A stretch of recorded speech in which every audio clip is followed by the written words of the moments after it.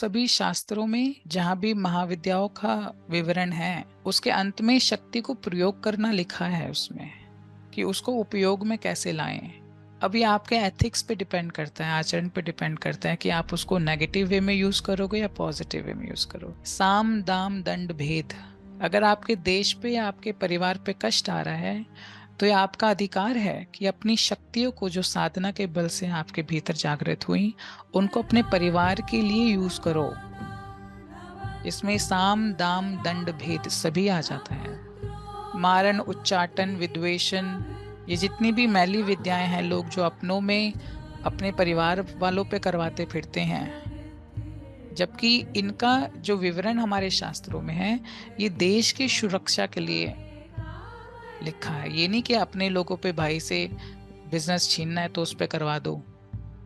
ये हमारे ये जो हो गए ना सो कॉल्ड तांत्रिक, जिनकी इंटेंशन इम्प्योर है, और शास्त्रों में दी हुई शक्ति का उपयोग, महाविद्याओं की शक्ति का उपयोग नेगेटिव इंटेंशन से मोटिवेट होकर के, ये शुक्राचार्य के काम है सारे।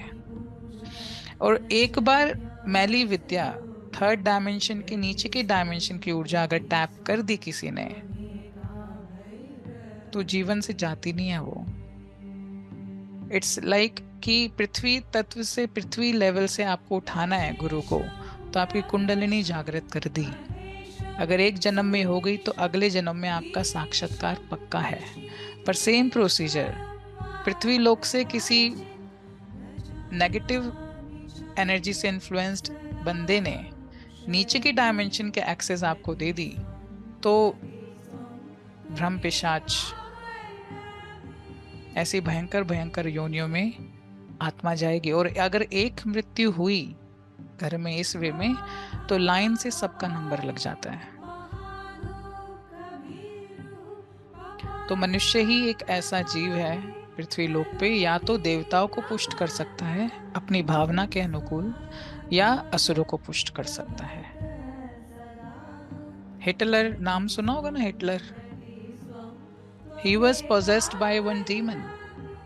उसको एक असुर का पोजेशन होता था, तभी उसने इतना मैसिव डेथ कॉज किया सोसाइटी में। एक दो को नहीं मारा उसने, उसकी मृत्यु देने का भी तरीका बहुत भयंकर था।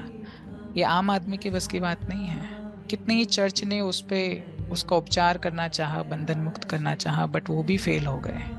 बिकॉज ये नीचे लोग की जो भी असुर हैं, ये बहुत शक्तिशाली हैं, पर इनकी भी उत्पत्ति माँ से ही हुई है। वो जब संहार कर्म चालू करती है तो इस इन नीचे की डायमेंशन के जीवों को बढ़ा देती है, और जब वो उद्धार कर्म चालू करती है तो ऊपर के जीवों को नीचे भेज देती है। जब भी किसी महाविद्या को या महाशक्ति को संसार में अपने थ्रू कोई मैसेज पास ऑन करवाना होता है, तो तभी कोई ऐसा मनुष्य योनि में जन्म लेता है जो उस एनर्जी को ऑलरेडी कैरी कर रहा हो। इसलिए यंग एज में आपको बहुत ही कम आध्यात्मिक व्यक्ति मिलेंगे जिन्होंने साक्षात्कार प्राप्त किया, और बहुत हाई लेवल के वो कार्य आपको करते दिखेंगे, जिनके हर एक बात में आश्चर्य है, उनके रूप में आश्चर्य है, उनके ज्ञान में आश्चर्य है, उनकी शक्ति में आश्चर्य है।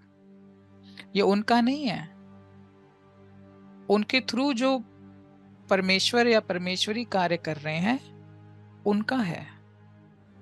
हम यूं आश्चर्य में पड़ जाते हैं बिकॉज हम शरीर को देखते हैं, पर भीतर जो चल रहा है उसके साथ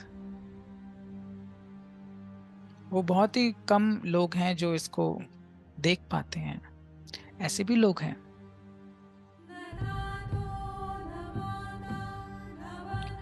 इसलिए आपको अपनी मटेरियलाइजेशन में अपनी पॉजिटिव इंटेंशन का परिचय देना है।